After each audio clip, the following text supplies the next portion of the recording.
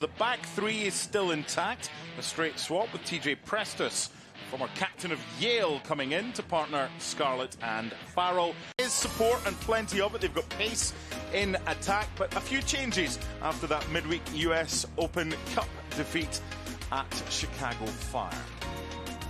Most notably, no Jay Chapman, who spent time here in Hartford last year.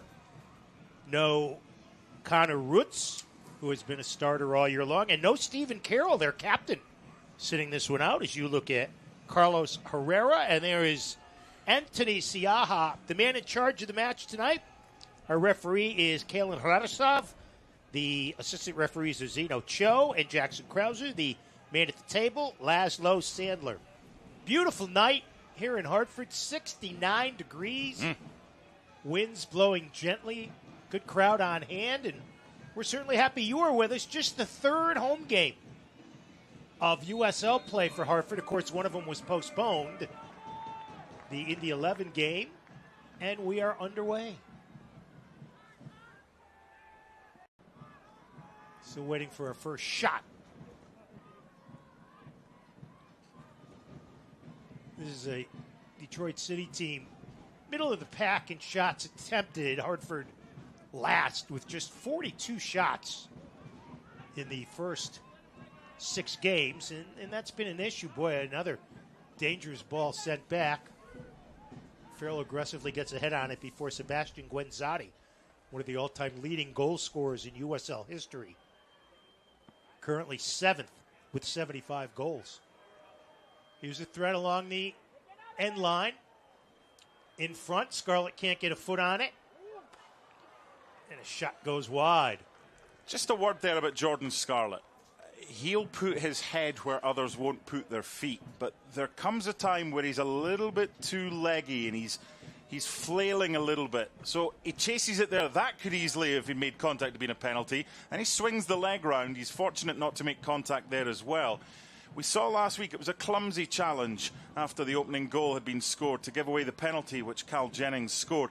Just got to be a little bit better when he's under pressure in that penalty box, because it doesn't take much for the opposition to feel anything. Tries to play it across and does. Into open space. No score as we approach the 44th minute.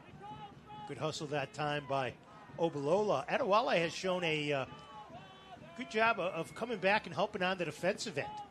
Yeah, he's been the better of the two who started as the forwards between him and Mishi.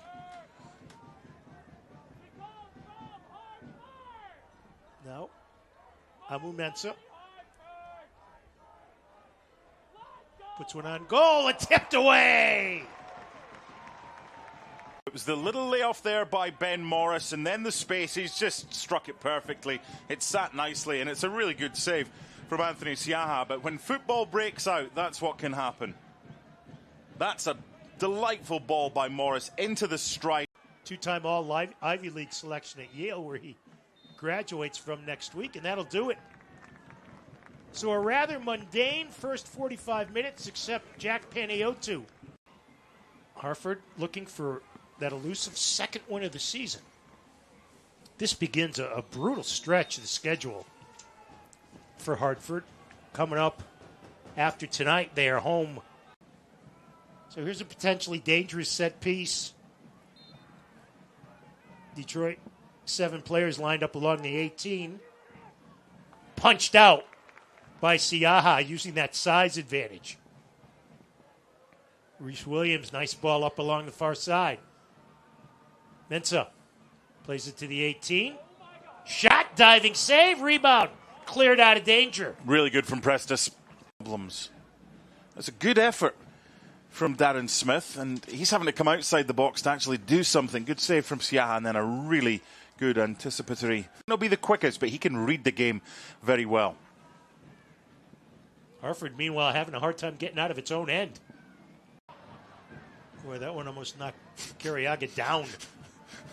Here's Smith in some space. That was the Yale special. Gets it on goal and knocked away by Anthony Siaha. Things happen when you give your top scorer the ball. Now, yes, he's had to come a little bit deeper and outside of the 18. Corner number 6 for Detroit. So they pack the goal line. Never gets through. Played back for Williams.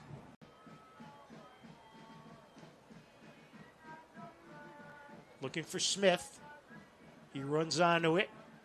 Sends it in. Through ball. Shot save. It's tenfold since soccer officials started using that.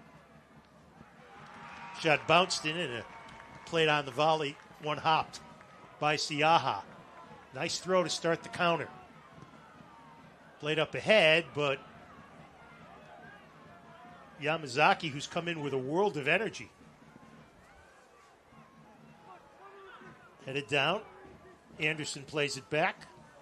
This evening. And I know Detroit have had the best opportunities, but they've been pretty solid at the back. And that's the foundation. If you know that one goal's likely got a good chance of winning you the game, the last thing you want is the mistakes that Brendan was speaking about from last week, and 3 of the 4 goals totally preventable.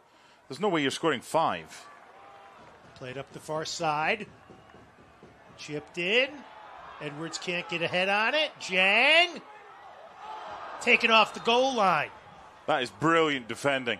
This is a decent opportunity for Hartford. Once it gets up in the air, it's a case of who's getting there first. That's brilliant from Michael Bryant. He's under pressure, and he does really well. His first touch, and he finds himself free. He's got 2 to his left, and he keeps burrowing this furrow down the right-hand side. Now Anderson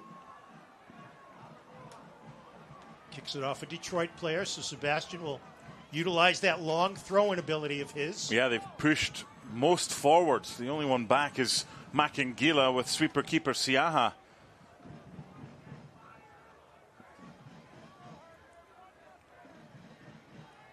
Into the box. Farrell's header goes wide. Nice shape. Farrell just couldn't get the header on goal, and Herrera had the near post covered. Shots now 12-5. But Hartford yet to get outshot on target tonight. But a solid base at the other end. Tonight's Hartford Business Journal Business Alliance partner of the match is Blue Crest Incorporated. Corner kick sent in, punched out. Here's a turnaround shot, and it goes wide. Best chance of the night. Punched out, and that will do it. That's not a bad point for Hartford. It was a good defensive header there from Jordan Scarlett. The players, the Hartford players, a lot of them are on the ground. They're absolutely shattered. They put so much into this one.